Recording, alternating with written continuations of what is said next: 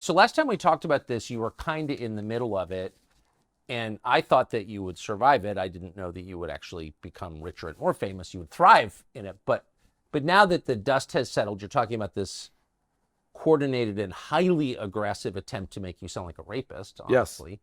Though they didn't even allege anything non-consensual, just for the record. Yeah. Because I'm as opposed to rape as anybody, right? As am I, and it's said many times. They really went after you in a coordinated, and again, I can't understand how aggressive it was. How did you, like, what are the lessons you learned about surviving that? I've said this a lot. It's always helpful when the truth is on your side. Yeah, So well, I've always been truthful. I've always been myself. And I don't listen to PR. I don't listen to anybody. So when why don't you those listen to PR? because the PR is like everything else. It's trying to play a game. Just be yourself, be honest. I have nothing to hide. I've never been fearful. Well, the next shoe may drop or they may say there's nothing out there. So what do I care? I've been honest to a fault. I've embarrassing videos that have been leaked to me. I have everything. So PR will always try to play the game, how to make it go away, say sorry and things like that. I'm not sorry for anything. I didn't do anything wrong. So those allegations came out, and the next day I responded to them heads on with all this evidence that I had. But it is scary knowing that somebody can print all that stuff. And, at the time, like my girlfriend, I hadn't met her parents, and those articles are out there before I can meet. And still to this day, people will see me and they're like, oh, he's a predator or whatever. And it sucks, but it is what it is. There's nothing I can do to change that. So what do you think? And again, you won. Yep. In the end. Business Insider is probably not going to be here in 5 years, and you will be.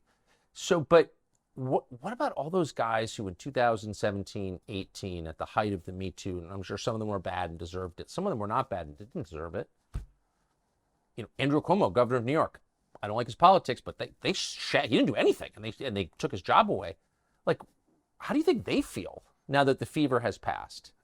Yeah, it's tough because I always will get people, because I think I am perceived as somebody who survived an attack and maybe thrived. Yeah. Right. So I'll get people from all walks who'll say, support me, or I've been through something. Can you help me? It's so hard to say because you don't know anybody's actual story, and you don't want to belittle, a victim's story if it's true. I have no idea. So I always say, for the people who got railroaded because they didn't do anything, you gotta just stick up for yourself. You just gotta be loud, vocal, and out front, and don't let yourself be at the mercy of other people. But the number of people, of these men who clearly weren't even alleged to have done anything really, who got up there and said, well, women really are oppressed and I'm sorry as a man. Like, were they getting that? It was clearly not good advice. I think they were getting bad advice. From the PR people, right? PR people. I've never tried. I don't mean to trash. We probably have a PR company at our own. But trash the PR people. Yeah, I don't. Marketing PR. PR is spin, right?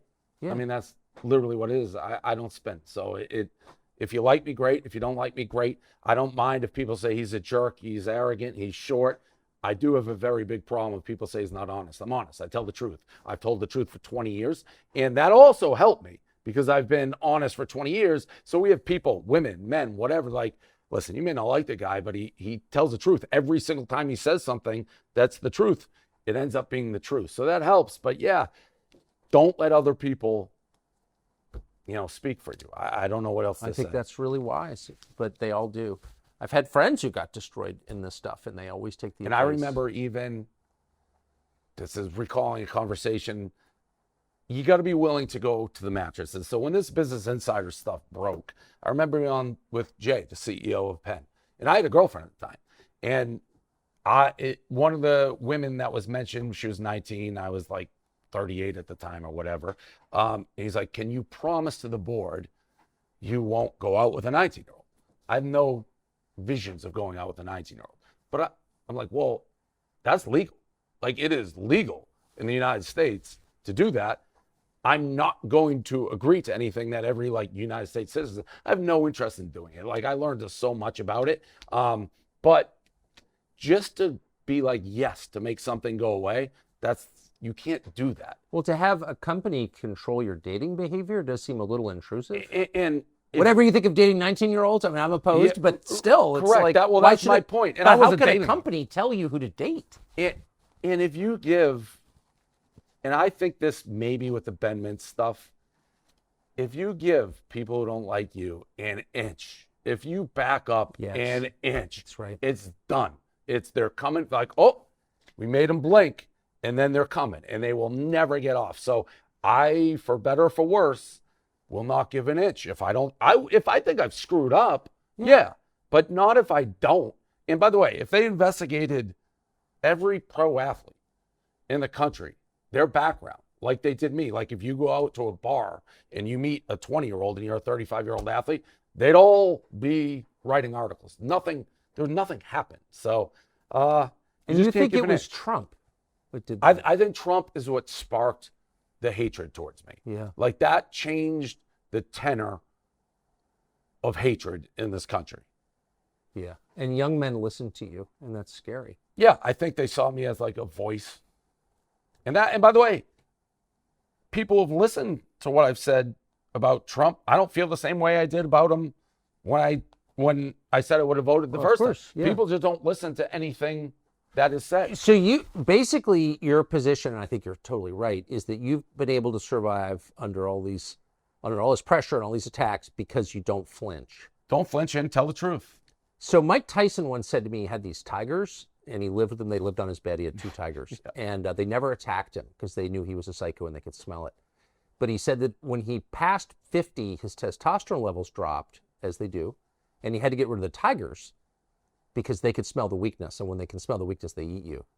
Is there a certain point, you think, where you're going to have to kind of give this up because you won't be able to sustain the unflinching posture?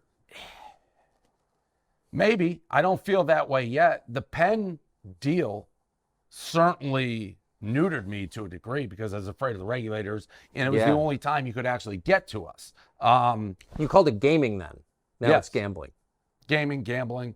What's the difference? I always feel like the people who are lobbying for the gambling industry call it gaming, and the people who aren't call it gambling. I'll call it the same. To me, they're one and the same, so I wouldn't do that. But I've said to my enemies, ironically, having the Penn deal is the best part for them because I did have to watch what I would say. And I knew that going in. Like I couldn't go directly after a regulator. Politicians, I was supposed to stay away from. Really? Don't get involved in politics because they control all the licenses. So now I can do whatever I want. Say whatever I want. You must be psyched. It's good to have that feeling back, yes. Did you, I mean, you could retire. Did that occur to you? It did before the deal was back on the table. But again, and I said earlier, I didn't want Barstool to just disappear. I felt comfortable as long as it was just Penn and Barstool, that Penn needs Barstool, and Eric is their CEO, and Big Cat Dan, that we had a good future, and I could ride off to the sunset and be comfortable. Once ESPN came in, I was worried that could slowly spell the demise of Barstool. So I need to be there to make sure we're safe.